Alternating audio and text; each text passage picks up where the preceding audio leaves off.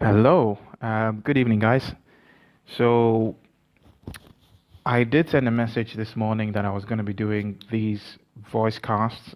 Today is the first one, and what I'm going to be doing is I'm going to be discussing in these voice casts current issues which have importance towards Ghana and or the world.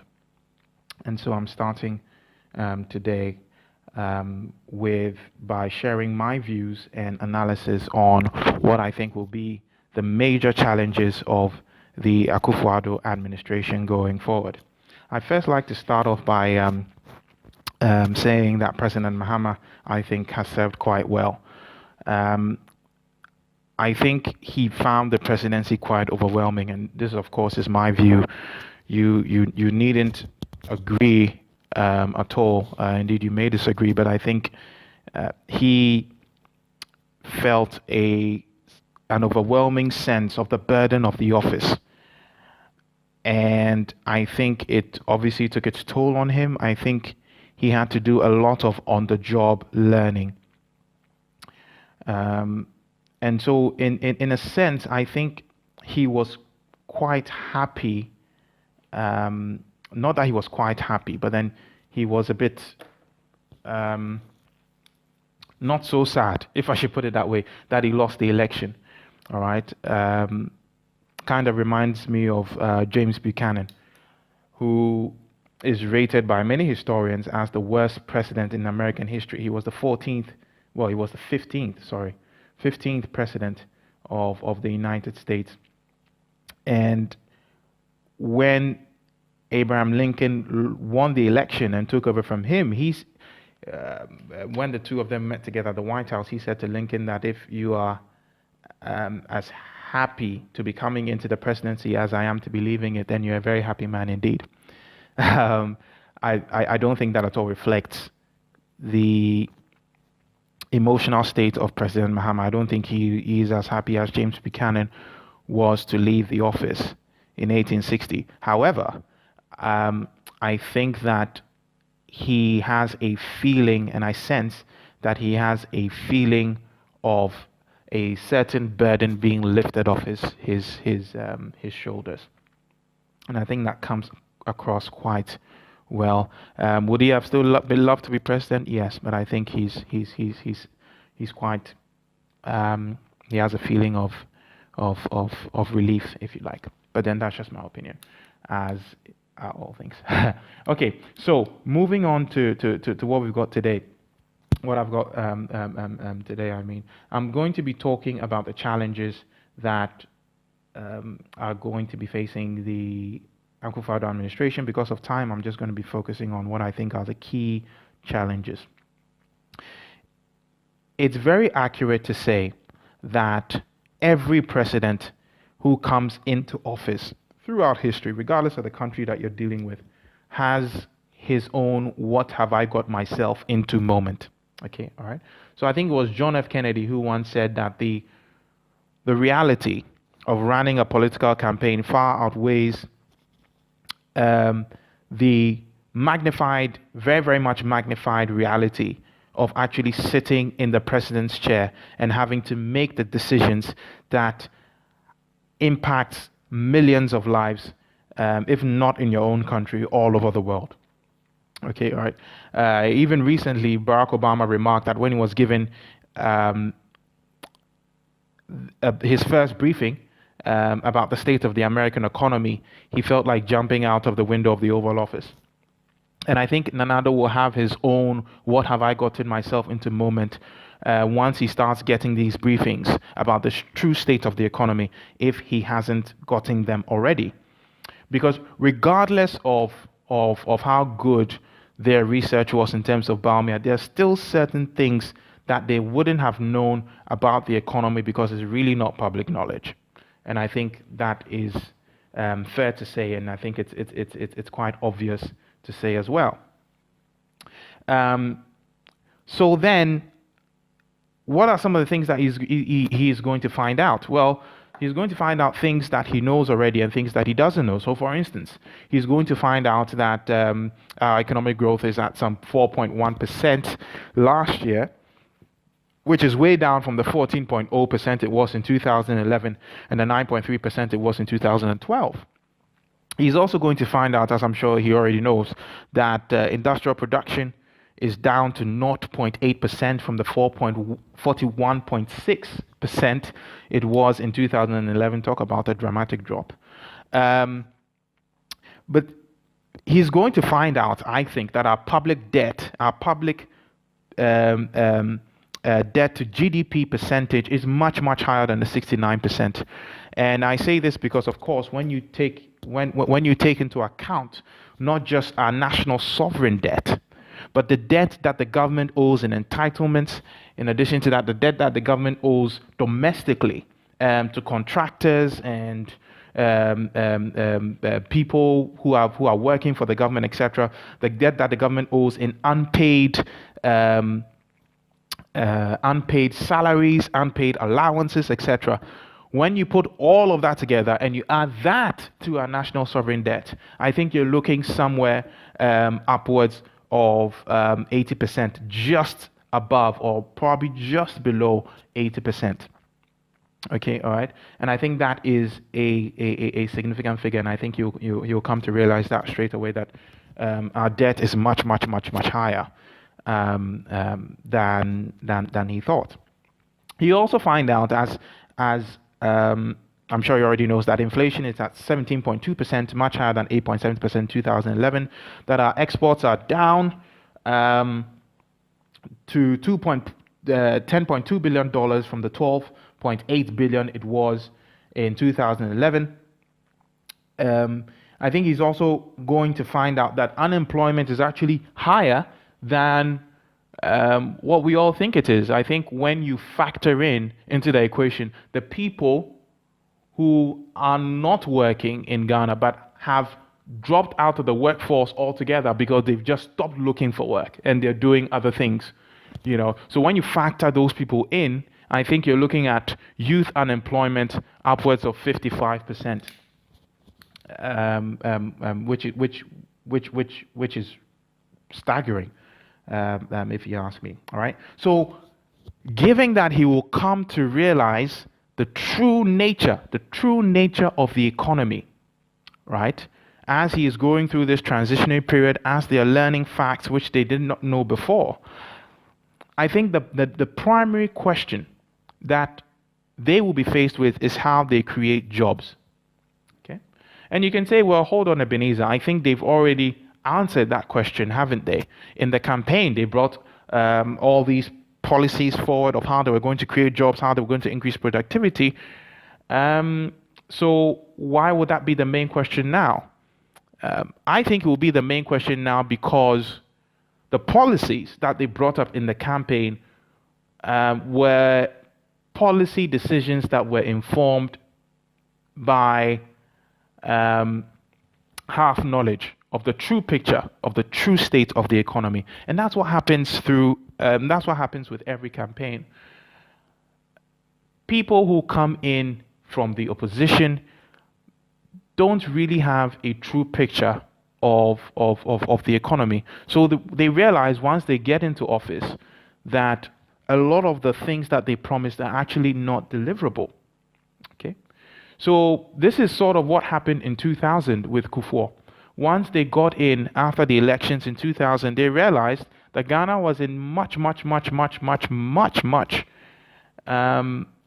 much worse state than they thought it was, which is why they had to go the HIPC route. It wasn't a campaign thing. It wasn't the HIPC policy wasn't a pre-planned policy. It was something that they felt that they were compelled to do to get the finances of the country back in order so that they actually do the things that they want to do. So then they came in and they found this massive black hole in the country's finances, which they had to deal with first before they actually went on to do the things that they had promised that they would do in their manifesto. And I think that is the same thing that this government, this Akufo-Addo administration will realize going forward, that there is a massive, huge black hole in the country's finances.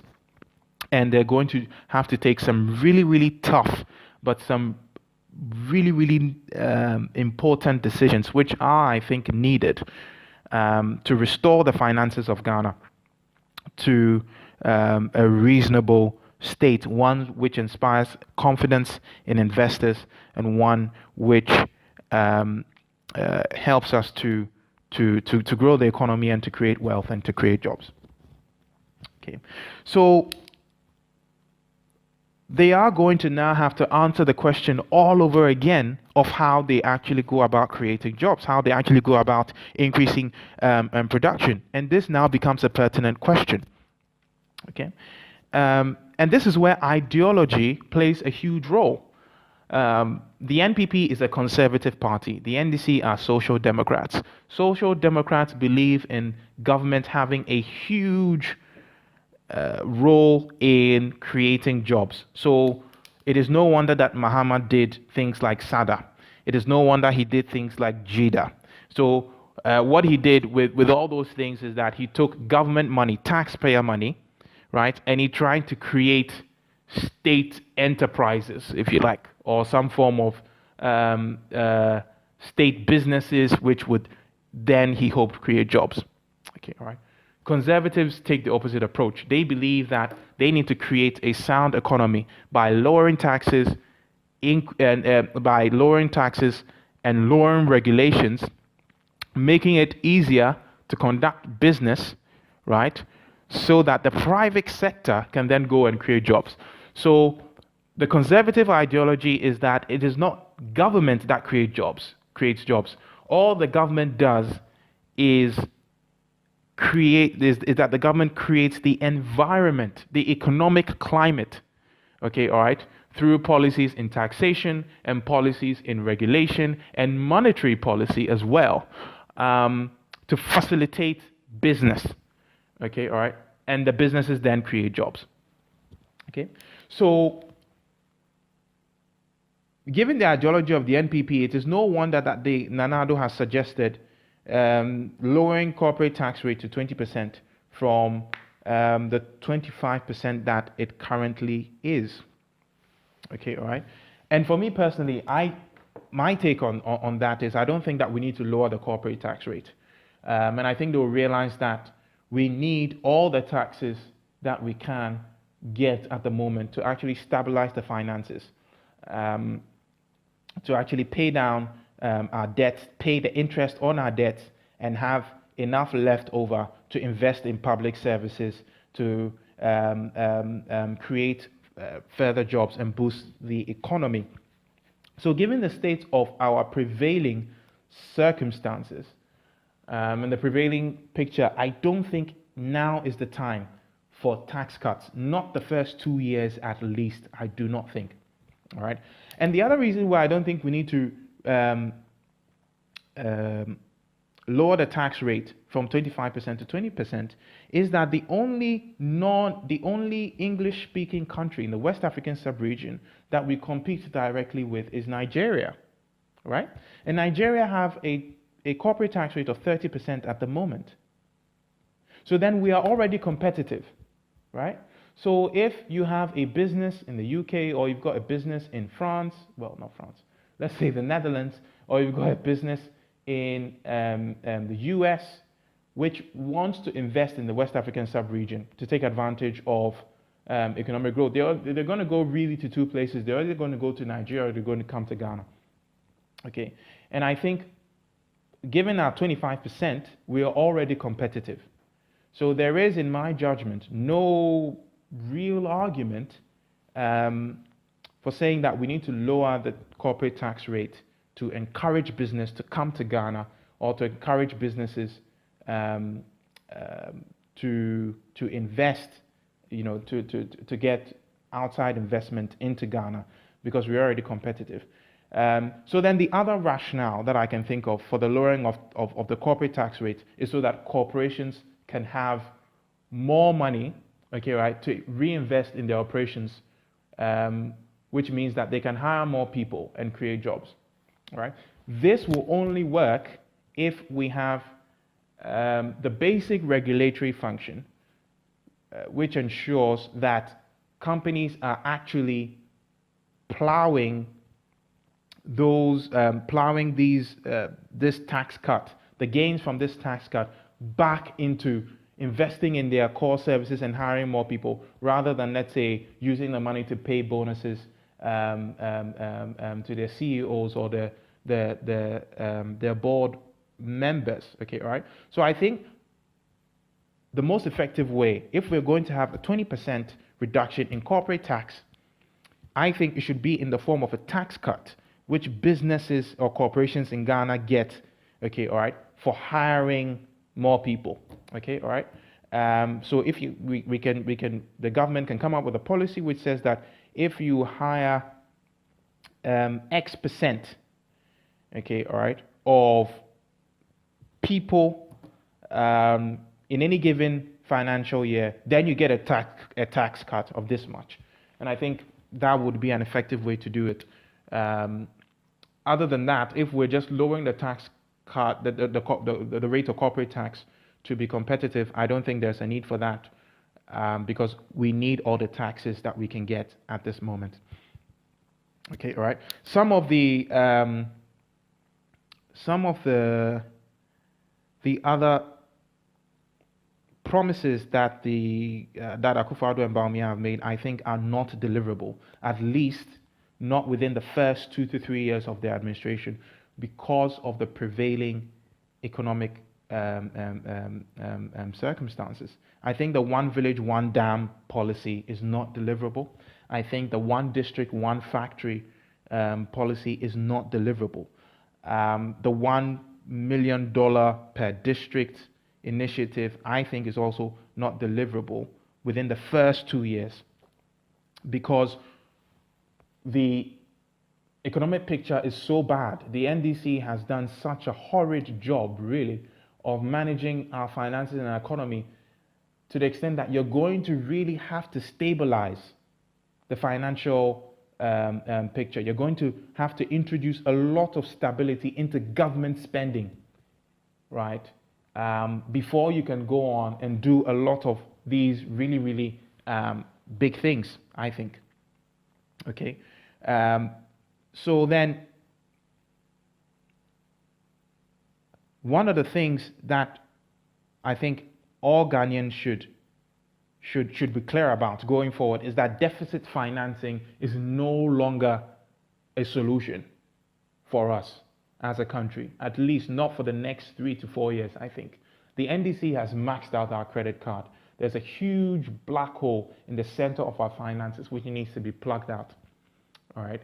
So then it means that any future investment, okay, any future spending cannot be done solely or wholly on the country's credit card anymore. We're going to have to look to taxes for revenue.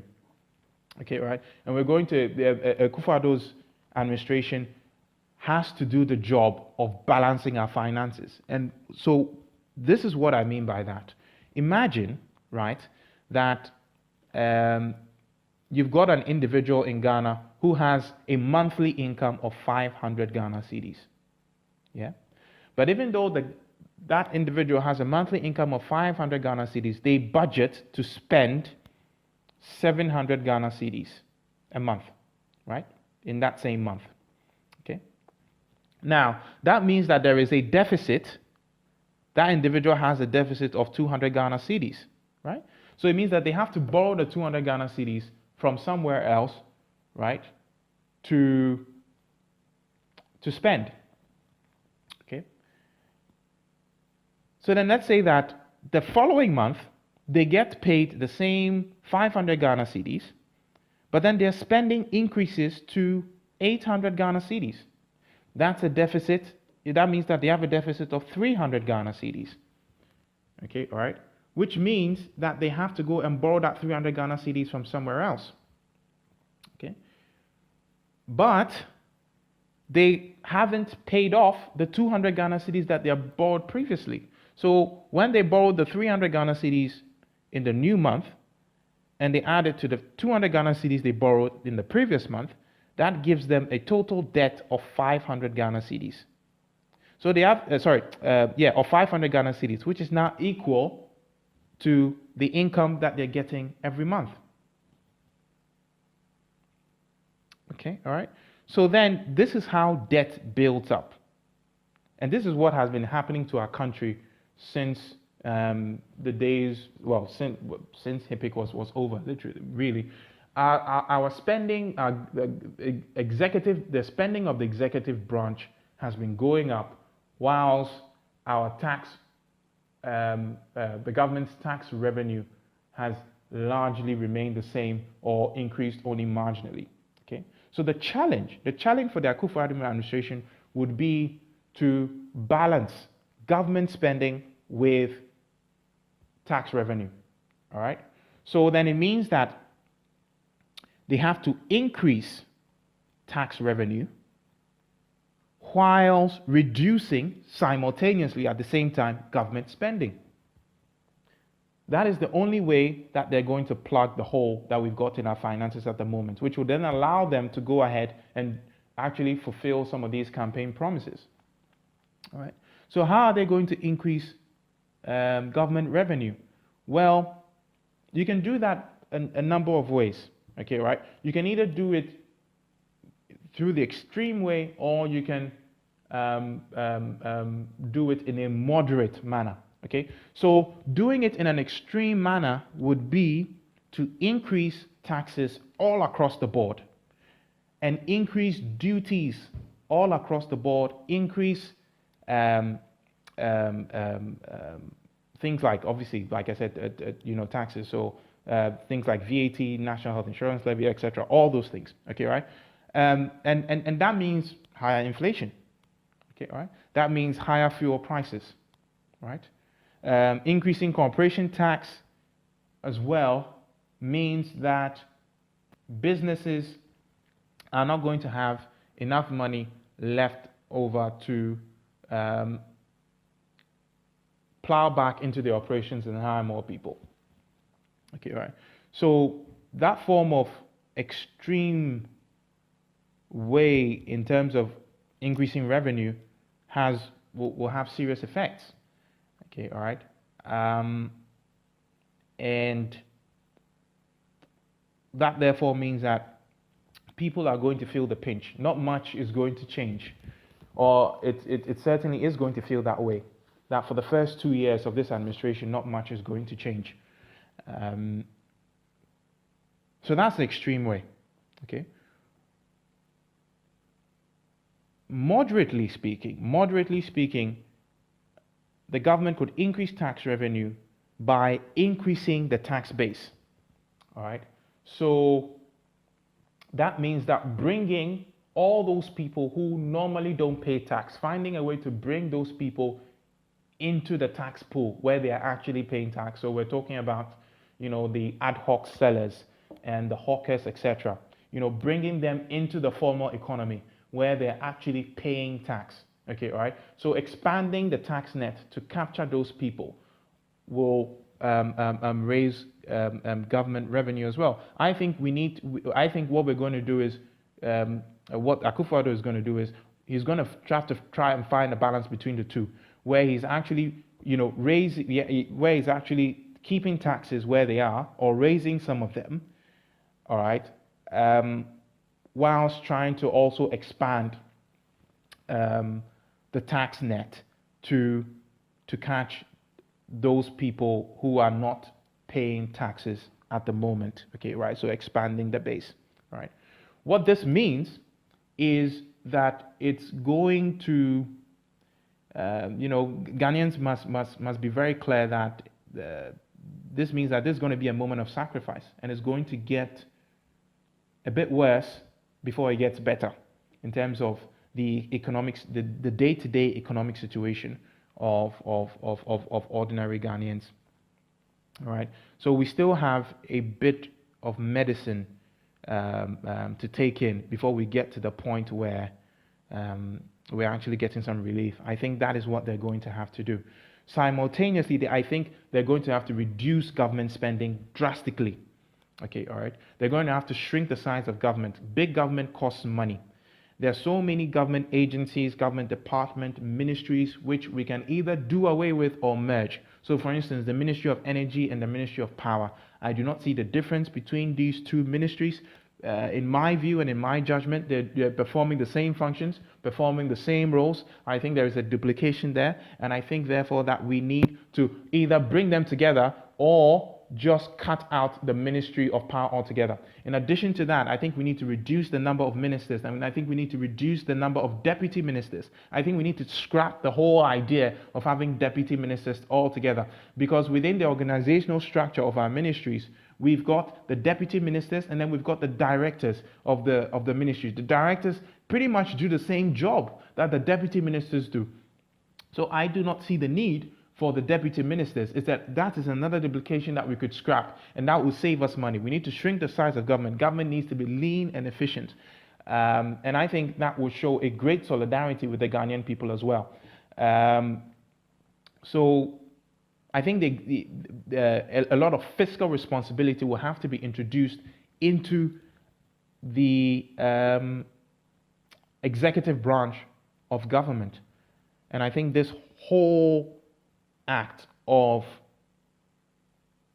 raising tax revenue whilst reducing government spending is going to have to be done, and is going to have to be done well. I think that will be the greatest challenge. All right.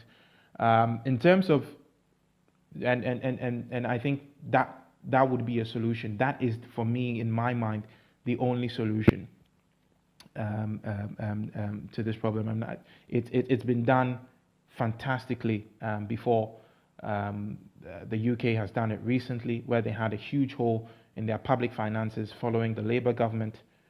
In 2010, they were able to reduce their deficit, reduce their debt. Obama has done the same thing with America as well. So then it can be done, but I think it needs to be done in a wise way. I think it needs to be done in a humane way, so that people don't feel the pinch too much. And I think it needs to be done in a balanced way, so that the recovery that we want to undertake, the fiscal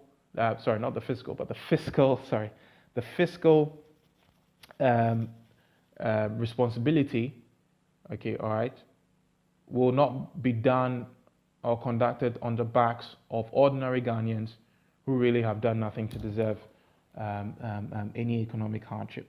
So I think it has to be very, very, very well balanced, and I think that will be a very huge challenge. And I think that will be the first thing that they would have to do. Additionally, I think once they've gotten this balance right, in terms of government spending, once they shrink down the size of government, once they've introduced that fiscal responsibility, and once they've, raised tax revenue and used a number of different tax policies to encourage hiring, right, which creates jobs and even gives the government more tax revenues, I think they need to turn their attention to solving recurring problems, which really has a huge impact on our long-term economic growth. All right. So, for instance, the Accra floods. This is a perennial problem. It happens every year. We talk about it every year. The government comes out. People lose their lives. People lose businesses. There are speeches that are given in Parliament, and then in the end, nothing gets done about it. Well, I have this staggering statistic for you. This staggering number. Between 1990 and 2015, perennial flooding has caused our economy $108,200,000. All right, that is the amount of money that is lost to our economy as a result of flooding, which we can easily do to prevent. There are a whole number of things that we can do to stop the perennial flooding in Accra, and I think I'll probably do a voice cast on that at some point in the future. So this is money that is lost to our economy. This is money that obviously could go a long way to creating jobs. This is money that could have been invested in different areas of the economy where jobs could have been created, to put people to work so that they are actually earning money and we can tax them, okay, all right, which means that the government gets more tax revenue to pay down our debt, okay, all right, and to reinvest in public services like education, like infrastructure, like our energy, like our water, etc., which would facilitate much more job creation and economic growth. All right. The energy crisis is another problem that needs to be solved, which has a huge impact on our economic growth. Doomsor costs our economy $622 million every year, which is a staggering sum. Okay, all right. And Doomsor has a profound effect on our economy in this way. Imagine that you are a business, okay, all right, because you don't have the electricity to conduct your operations. What you're going to do is you're going to have to take a sizable proportion of the money that you earn, of the profit that you make, okay, and you're going to have to go and buy a generator. You're going to have to buy fuel at quite a high price to run the generator before you can run your operations. Okay, right? And that means that you have less money to actually plow back to invest in the running of your operations, where you're actually hiring more people to increase your productivity. It has a real impact on employment, and I think it's one of the reasons why when we're seeing huge numbers of unemployment, because if businesses have to spend money providing their own electricity because they can't rely on the government to do it, then it means that they have less money to hire people with. Okay, all right. It also has a huge impact on inflation, because a lot of businesses are going to pass down the cost of the extra cost of having a generator and having to buy fuel to put in that generator. They're going to pass it onto their consumers. Okay, all right. The water crisis is another recurring problem that I think needs to be solved, which has an impact on our economic growth. So in Ghana, having to buy water, which is the case for a lot of people, too many of our people, costs most Ghanaians between 10 and 20% of their daily income.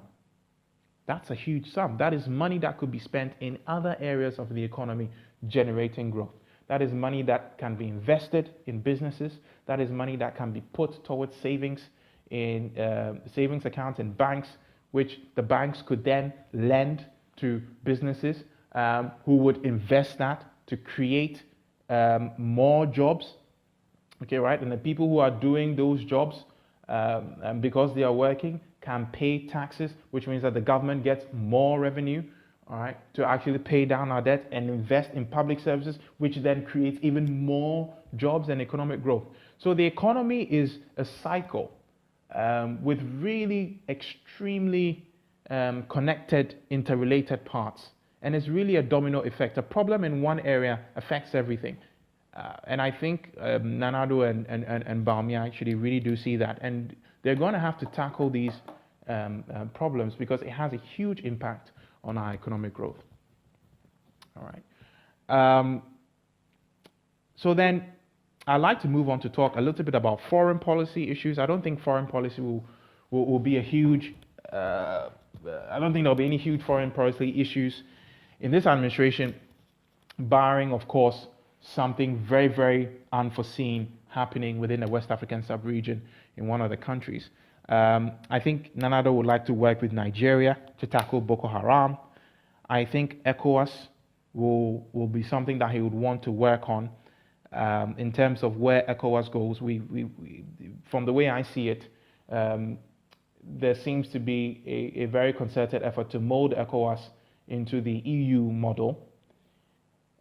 We have free movement in ECOWAS at the moment, so people living in Nigeria can move and settle and work in Ghana, and people living in Ghana can move and settle and work in another country within the sub-region. And we've got all these ECOWAS passports, etc. I think that it would be a bad idea for Nana Addo to push for the introduction of the eco, like President Mahama wanted to do or was trying to do. I think the eco would be disastrous. I think it would make all the countries within the sub-region poorer. I think in order for the eco to work, you would not only need a monetary union, but you'd also need a political union, because you've got all these different fiscal policies within the countries, and you've got all these different spending habits within the different countries. And so the only way you can make it work, as we're seeing with Europe at the moment with the euro, is if you've got political union. I don't see political union happening within the West African sub-region in our lifetime. I do not think that the Ghanaian people would want to give up their sovereignty. Okay, all right. So I don't think it's the eco is going to happen. I think it would be very, very much unwise for Nana Addo to try and spearhead its introduction in the same way that Mahama was pushing for, and certainly would have pushed for much more robustly in a second term. I think that Nana Addo's focus will be, he will realize that his focus would have to be to increasing the trade that we do with our West African partners. I think that he would want for our manufacturing companies to take full advantage, and he would encourage them to take full advantage of markets in Nigeria, in Togo, in Benin. I think there's a lot that we can do to flood those markets with Ghanaian goods, which means that there is a demand for the kind of things that we produce, the kind of things that we manufacture at home. And as such, therefore, I think that would create jobs.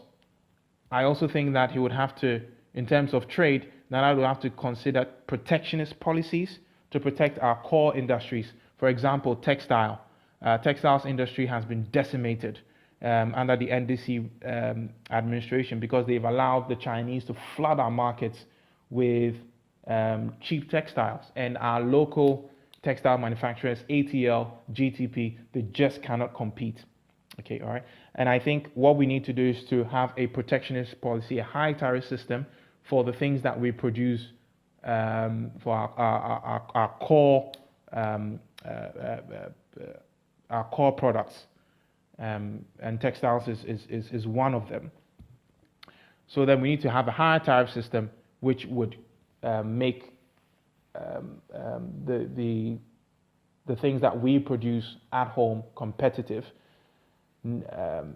and that would protect those core industries, which means that they have the patronage, which brings revenue into their production, which then increases production, which means that they can hire more people. Those people can be working, they can be paying taxes, the government gets more tax revenue to pay down our debt and invest in public services, which can create further jobs. Okay, so I think we need protectionist policies. I think also, in talking about protectionist policies, that we need to scrap the European Partnership Agreement, okay, which means that the EU can flood our markets with manufacturing goods. I think with the EPA, our manufacturing will be extremely low. It will remain low because our manufacturing base just cannot compete with the kind of products that are coming in from Europe. And I like to say, no country in all of history, no country has ever developed without protection. America protected its core industries from the British. Okay, all right. The British have always protected their core industries at the height of their empire. Okay, so no industrial country has developed without protectionism. The EU, even the EU protects. The EU has a high tariff system at the moment, right now, which protects its core industries from outside competition. okay, so that those core industries can develop and thrive. And I think Nana Akufo-Addo administration would have to look at a high tariff system which protects our core capabilities. All right. Lastly, in terms of what I think the best achievement would be for an Akufo-Addo administration, I think there will be what they will achieve would be a formalization of the economy. I think they will strengthen our institutions, and they will, in particular the justice system, so that property rights can be enforced efficiently and quickly, because that will create more economic growth. Business is often slowed down by our slow justice system and the poor nature or the poor degree to which property rights are enforced in Ghana. I think that's a real problem. Okay, so thank you for listening. I know that was quite long, but then I tried to keep it as short as possible. Drop me a note, drop me a voice note or a message directly in return, and what I will do is that I will get back to you. Let me know your thoughts on all the things that I have talked about. Godspeed to our country. Godspeed to you. Yeah, enjoy the rest of your evening. God bless Ghana. God bless you. Thanks.